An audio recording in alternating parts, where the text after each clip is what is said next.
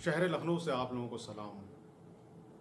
आज आपको लखनऊ के बादशाह गाज़ीउद्दीन हैदर के बारे में किस्सा सुनाना मांगता हूँ। गाज़ीउद्दीन हैदर वो बादशाह थे जिन्होंने कि दिल्ली की मुग़ल सल्तनत से अपने आप को अलग कर लिया था। अवध के अपने आप को बादशाह घोषित कर दिया था, वरना इसके पहले अवध के जितने भी शासक थे वो दिल्ली की सल्तनत के नायब होते थे, वो नवाब कहलाते थे। गाज़ीउद्दीन हैदर पहले बादशाह थे। इतिहास बताता है कुछ सन की कुछ झक्की किस्म के आदमी थे। अब देखिए आज की तारीख में तो हम उन्हें झक्की कह सकते हैं, उस दौर में नहीं कह सकते थे। उस दौर में तो साहब निगाह नहीं उठा सकता था कोई उनके सामने, आकर बादशाह थे, कोई मजाक तो था नहीं। ज़रा सा खफा हो गए तो सर कलम करा दिया। लेकिन उस समय भी एक शख्स ऐसे थे जो कि बादशाह के सामने उन्होंने ऐसी बात कह दी कि बादशाह सलामत भी खामोश हो गए। और ये शख्स कोई बड़े बहादुर, कोई तीरंदाज, कोई सिपह सलार वगैरह नहीं थे। ये साहब एक बहुत बड़े गवैये थे, इनका नाम था हैदरी खां। हैदरी खां जैसा कि आमतौर से बहुत बड़े बड़े कलाकारों के साथ हुआ भी है, थोड़ा सा अपने दिमाग से कुछ सरके हुए थे, किसी को कुछ समझते नहीं थे लखनऊ में, इसीलिए सिड़े हैदरी खां कहलाते थे। सिड़े हैदरी खां के नाम से मशहूर थे। तो बादशाह ने कई बार चाहा कि हैदरी खां हमारे दरबार में आए, कुछ गाना सुनाए। हैदरी खां जाते नहीं थे, हमेशा कोई ना कोई बहाना बना के टाल दिया करते थे।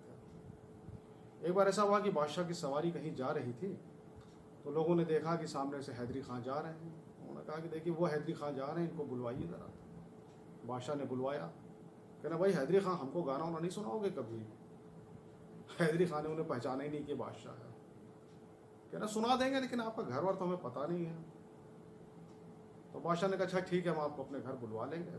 बोले हाँ ठीक है आ जाएंगे, लेकिन एक शर्त यह है कि आप हमें पूड़ियाँ और बालाई खिलवाइएगा। लखनऊ में बालाई मलाई को कहा जाता है। पूड़ियाँ और बालाई खिलवाइएगा और हमारी बेगम पे इतनी घर भिजवा दीजिएगा। बादशाह ने कहा हाँ हाँ ठीक है, वो हो जाएगा। फिर साहब लोग शाम को हैदरी खां को लेकर के बादशाह के यहाँ पहुँचे। बादशाह सलामत अपना सुराही और जाम वगैरह वगैरह लेकर के बैठ गए। सामने हैदरी खां बैठ गए। अब हैदरी खां ने गाना शुरू किया। बादशाह सुनते जाते थे और गाने पे दाद देते जाते थे। बादशाह सनकी ज़रूर थे, लेकिन गुणवंत थे, पहचानते थे कि हाँ कौन अच्छा कलाकार है। और हैदरी खां भी सनकी ज़रूर थे, लेकिन गवैये बहुत ऊंचे दर्जे के थे। बहरहाल साहब गाना होता गया, बादशाह शराब पीते गए, नशे में आते गए। अब आधी रात के करीब बादशाह को सनक चढ़ी। कहने लगे देखो हैदरी खां अब ऐसा है, तुम गाते तो बहुत अच्छा हो, अब अपने गाने से हमको रुला के दिखाओ। हैदरी खान ने कहा जनाब रुला के दिखाएं? कि हाँ, अगर तुमने अपने गाने से हमको ना रुलाया तो हम तुम्हारा सर कलम करा देंगे, और अगर रुला दिया तो जो मांगोगे मांगी चीज़ तुमको बख्श देंगे। अब हैदरी खां की समझ में आया कि यार ये तो आज बादशाह के पल्ले पड़ गए। अगर आप जी तोड़ के गाने लगे, गाते गए गाते गए। बादशाह शराब पीते गए, नशे में होते गए। हैदरी खां ऊंचे दर्जे के गायक थे, बादशाह ऊंचे दर्जे के श्रोता थे। होते होते ये हुआ कि सुबह 4 बजे के करीब करीब बादशाह सलामत रोने लगे। गाना सुनते सुनते उनको रुलाई आने लगी। जब रुलाई आने लगी तो उन्होंने कहा हैदरी खां तुमने बहुत अच्छा गाया, तुमने हमको रुला दिया, बताओ तुम्हें क्या चाहिए? जो मांगोगे वही मिलेगा। हैदरी खां बोले सरकार जो मांगेंगे देंगे। हाँ बादशाह की ज़बान है, जो मांगोगे देंगे।